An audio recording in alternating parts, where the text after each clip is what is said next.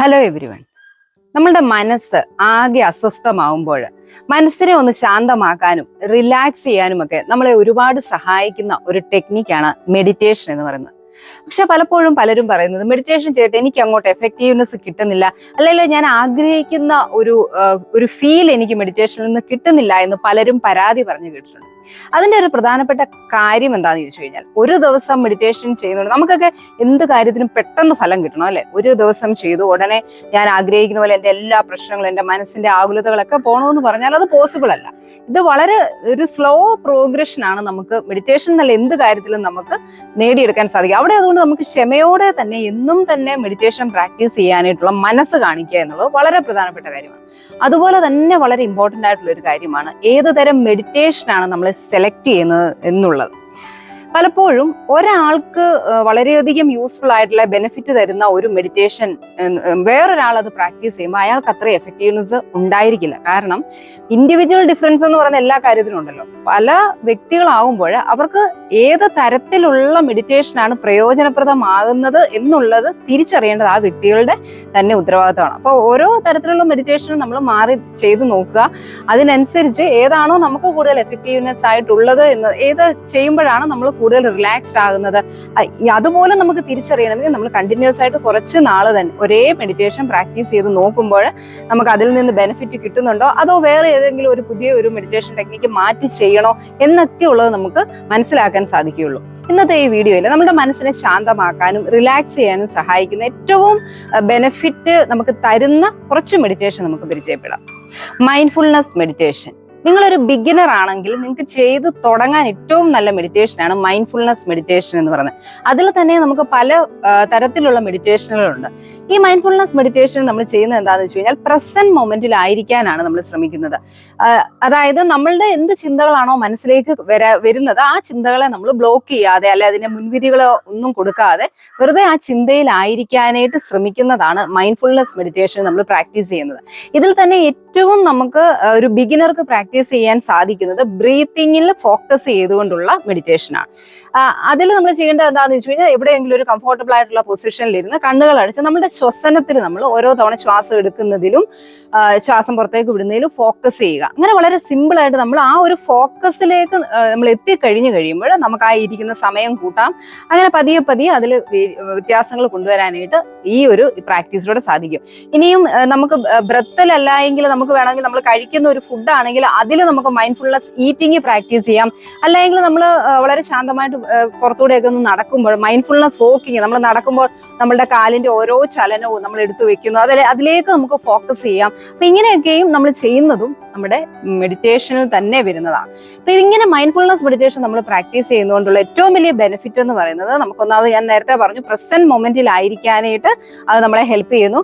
അതോടൊപ്പം തന്നെ നമ്മുടെ എല്ലാ മെഡിറ്റേഷനും നമ്മുടെ ആങ്സൈറ്റിയും സ്ട്രെസ്സും ഒക്കെ കുറയ്ക്കാൻ ഒരുപാട് ഹെൽപ്പ് ചെയ്യുന്നുണ്ട്. അതോടൊപ്പം തന്നെ നമ്മളുടെ ഫോക്കസും കോൺസെൻട്രേഷനും കൂട്ടാൻ, ക്രിയേറ്റിവിറ്റി ഒക്കെ കൂട്ടാനായിട്ട് നമ്മളെ ഒരുപാട് സഹായിക്കും. സ്പിരിച്വൽ മെഡിറ്റേഷൻ വളരെ അധികം ബെനിഫിറ്റ് തരുന്ന ഒരു മെഡിറ്റേഷനാണ് സ്പിരിച്വൽ മെഡിറ്റേഷൻ എന്ന് പറയുന്നത്. നിങ്ങൾ ഒരു വിശ്വാസിയാണെങ്കിൽ നിങ്ങൾക്ക് ഏറ്റവും അധികം ബെനിഫിറ്റ് തരുന്ന ഒരു മെഡിറ്റേഷനാണ് സ്പിരിച്വൽ മെഡിറ്റേഷൻ എന്ന് പറയുന്നത്. ഇവിടെ നമ്മൾ ചെയ്യുന്നത് എന്താണെന്ന് വെച്ച് കഴിഞ്ഞാൽ, ഈ മെഡിറ്റേഷനിൽ നമ്മൾ എന്തെങ്കിലും ഒരു മന്ത്രം അല്ലെങ്കിൽ എന്തെങ്കിലും ഒരു ശ്ലോകം നമുക്ക് ഇഷ്ടമുള്ള, അല്ലെങ്കിൽ നമുക്ക് അത്രമാത്രം വിശ്വാസവും ശക്തിയും പകരുന്ന ആ ഒരു മന്ത്രം നമ്മൾ ആവർത്തിച്ച് കണ്ണുകൾ അടച്ച് പറയുകയാണ്. ഇങ്ങനെയുള്ള ഒരു മെഡിറ്റേഷൻ നമ്മൾ പ്രാക്ടീസ് ചെയ്യുന്നത് കൊണ്ട് ഏറ്റവും വലിയ പ്രയോജനം എന്താണെന്ന് ചോദിച്ചു കഴിഞ്ഞാൽ, നമ്മൾക്ക് ഉപരി, അതായത് മനുഷ്യർ എന്ന് പറയുന്ന അതിലുപരി ഒരു ശക്തി ഉണ്ടെന്ന്, അങ്ങനെയുള്ള ഒരു വിശ്വാസമാണല്ലോ നമ്മളെ പലപ്പോഴും ദൈവത്തിലേക്കും ഒക്കെ തിരിക്കുന്നത്. അപ്പൊ ആ ഒരു ഉന്നതമായ എനിക്കും മുകളിൽ ഒരു ശക്തി ഉണ്ടെന്നും എൻ്റെ ജീവിതത്തിലെ പ്രശ്നങ്ങൾ മാറ്റാൻ കഴിവുള്ള ഒരു പവർ, ഒരു അൾട്ടിമേറ്റ് പവർ ഉണ്ട് എന്നുള്ള ഒരു ബോധ്യം നമുക്കത് കൂട്ടിയെടുക്കാനായിട്ട് ഈ സ്പിരിച്വൽ മെഡിറ്റേഷൻ നമ്മളെ സഹായിക്കും. അതുകൊണ്ട് തന്നെ പ്രശ്നങ്ങൾ ഉണ്ടാകുമ്പോൾ നമുക്ക് എപ്പോഴും ഒരു ആശ്വാസം എന്ന് പറയുന്നത്, നമ്മൾ വിശ്വസിക്കുന്ന ആ ഒരു ദൈവം അല്ലെ ആ ഒരു അൾട്ടിമേറ്റ് ആയിട്ടുള്ള ഒരു ശക്തി ഉണ്ട് എന്നുള്ള ഒരു തിരിച്ചറിവ് വരുമ്പോൾ നമ്മളുടെ വേദനകളും വിഷമതകളും നമുക്ക് മാറ്റാൻ, ജീവിതത്തിൽ ഒരു പ്രതീക്ഷ കൊണ്ടുവരാനും ഒക്കെയും ഇത് സഹായിക്കും. അപ്പൊ ഇവിടെ ഞാൻ നേരത്തെ പറഞ്ഞ പോലെ നമ്മളുടെ ഏതാണോ നമുക്ക് നമ്മളുടെ വിശ്വാസത്തിനനുസരിച്ചുള്ള എന്തെങ്കിലും ഒരു മന്ത്രം നമ്മൾ ആവർത്തിച്ച് അതിൽ ഫോക്കസ് ചെയ്ത് പറയുകയാണ്. അതുകൊണ്ട് തന്നെ ഈ ഒരു മെഡിറ്റേഷൻ നമ്മുടെ മനസ്സിന് ഒരുപാട് റിലാക്സേഷനും ഒരുപാട് പ്രതീക്ഷകളും ഒക്കെ കൊണ്ടുതരാനായിട്ട് സഹായിക്കും. Focused meditation. നമുക്ക് എന്തെങ്കിലും കാര്യങ്ങൾ ചെയ്യുന്നതിൽ ശ്രദ്ധയില്ല, പ്രത്യേകിച്ചും പഠിക്കുന്ന കുട്ടികളാണെങ്കിൽ പഠിത്തത്തിൽ ശ്രദ്ധിച്ച് പഠിക്കാൻ പറ്റുന്നില്ല, അല്ലെങ്കിൽ ജോലിയുടെ കാര്യത്തിലായാലും നമുക്ക് ഒരു കാര്യത്തിൽ കോൺസെൻട്രേറ്റ് ചെയ്യാൻ പറ്റുന്നില്ല എങ്കിൽ ഫോക്കസ്ഡ് മെഡിറ്റേഷൻ നിങ്ങൾ പ്രാക്ടീസ് ചെയ്താൽ ഏകാഗ്രത കൂട്ടിയെടുക്കാനായിട്ട് അത് നിങ്ങളെ സഹായിക്കും. ഈ മെഡിറ്റേഷൻ നമ്മൾ ചെയ്യുന്നത് എന്തെങ്കിലും ഒരു ഒബ്ജക്റ്റിലേക്കോ അല്ലെങ്കിൽ നമുക്ക് വേണമെങ്കിൽ നമ്മുടെ ബ്രെത്തിൽ നമ്മൾ നേരത്തെ പറഞ്ഞ പോലെ ആ എന്തെങ്കിലും ഒരു കാര്യത്തിലേക്ക് മാത്രം നമ്മൾ ഫോക്കസ് ചെയ്ത് പ്രാക്ടീസ് ചെയ്യുന്ന മെഡിറ്റേഷനാണ് ഫോക്കസ്ഡ് മെഡിറ്റേഷൻ എന്ന് പറയുന്നത്. ഗൈഡഡ് മെഡിറ്റേഷൻ, ഈ മെഡിറ്റേഷനിൽ നമ്മൾ പ്രാക്ടീസ് ചെയ്യുന്നത് ഒരാളുടെ ഗൈഡൻസോട് കൂടി ആയിരിക്കും. മെഡിറ്റേഷനെ കുറിച്ച് നല്ല അറിവുള്ള നമ്മളെ ഗൈഡ് ചെയ്യാനായിട്ട് ഒരാൾ കാണും. അത് ചിലപ്പോൾ ഒരു ടീച്ചർ ആയിരിക്കാം, അല്ലെങ്കിൽ ഈ മെഡിറ്റേഷനിൽ പ്രാക്ടീസ് ചെയ്യുന്ന ഒരാളായിരിക്കും. അങ്ങനെ നമ്മൾ ചെയ്യുന്ന തരത്തിലുള്ള മെഡിറ്റേഷനാണ് ഗൈഡഡ് മെഡിറ്റേഷൻ എന്ന് പറയുന്നത്. ഇന്ന് നമുക്കത് ചെയ്യാനായിട്ട് ഒരാളുടെ ആവശ്യം പോലും ഇല്ല, കാരണം നമുക്ക് അങ്ങനെയുള്ള വീഡിയോസും റെക്കോർഡിങ്സും ഒക്കെ അവൈലബിൾ ആണ്. അപ്പൊ ഇങ്ങനെയുള്ള ഒരു ഗൈഡഡ് മെഡിറ്റേഷൻ എന്ന് പറയുന്നത് ഏറ്റവും അധികം ബെനിഫിറ്റ് ഉണ്ടാകുന്നത് ഏത് തരത്തിലുള്ള ആളുകൾക്കാണെന്ന് അറിയാമോ? ഒട്ടും ശ്രദ്ധിക്കാൻ പറ്റുന്നില്ല, ഒരല്പം ഒന്ന് മെഡിറ്റേഷൻ സ്വയം ഒന്ന് ചെയ്യാൻ ശ്രമിക്കുമ്പോഴേ ചിന്തകൾ ഒരുപാട് വരുന്നു, ഒട്ടും ചെയ്യാൻ പറ്റുന്നില്ല എങ്കിൽ നിങ്ങൾക്ക് ഈ ഗൈഡഡ് മെഡിറ്റേഷൻ ഒന്ന് പ്രാക്ടീസ് ചെയ്ത് നോക്കുക. കാരണം അവിടെ നമ്മളിപ്പോ ഒരു റെക്കോർഡിങ് കേൾക്കുകയാണെങ്കിൽ അതിൽ നമ്മൾ ചെയ്യേണ്ട ഓരോ സ്റ്റെപ്പുകളും അവർ പറയും അല്ലെ. അപ്പൊ അതുകൊണ്ട് തന്നെ നമുക്ക് ഒന്ന് ഡീവിയേറ്റ് ചെയ്യ ഡിസ്ട്രാക്ഷൻസ് പരമാവധി അവിടെ കുറയ്ക്കാനായിട്ടും ആ ചെയ്യുന്ന കാര്യത്തിൽ അവരുടെ ഒരു നിർദ്ദേശങ്ങൾക്കനുസരിച്ച് നമ്മൾ മുമ്പോട്ട് പോകേണ്ടതായിട്ടുള്ള ഒരു സാഹചര്യം വരുന്നത് കൊണ്ട് തന്നെ കൂടുതലൊന്ന് ശ്രദ്ധിച്ച് ചെയ്യാനായിട്ട് ഗൈഡഡ് മെഡിറ്റേഷൻ സഹായിക്കും. വിഷ്വലൈസേഷൻ മെഡിറ്റേഷൻ, നമ്മുടെ മനസ്സാകെ അസ്വസ്ഥമായിരിക്കുമ്പോൾ മനസ്സിന് നമുക്ക് സന്തോഷവും സമാധാനവും ഒക്കെ തരുന്ന എന്തെങ്കിലുമൊക്കെ ഒരു സീനറി നമ്മുടെ മനസ്സിലേക്ക് നമ്മൾ കൊണ്ടുവരുന്നതാണ് ഈ വിഷ്വലൈസേഷൻ മെഡിറ്റേഷൻ എന്ന് പറയുന്നത്. ഇവിടെയും ഗൈഡഡ് പാറ്റേൺ നമുക്ക് അവൈലബിൾ ആണ്. ഇതിനെ സംബന്ധിച്ചുള്ള റെക്കോർഡിങ്സ് ഒക്കെ നമുക്ക് കിട്ടും, എന്തെങ്കിലും ഒരു സീനറിയെ കുറിച്ചും നമ്മൾ എങ്ങനെ ഇമാജിൻ ചെയ്യണമെന്ന്. ഇനി അതല്ല, നമുക്ക് തന്നെയാണെങ്കിലും പ്രാക്ടീസ് ചെയ്യാം.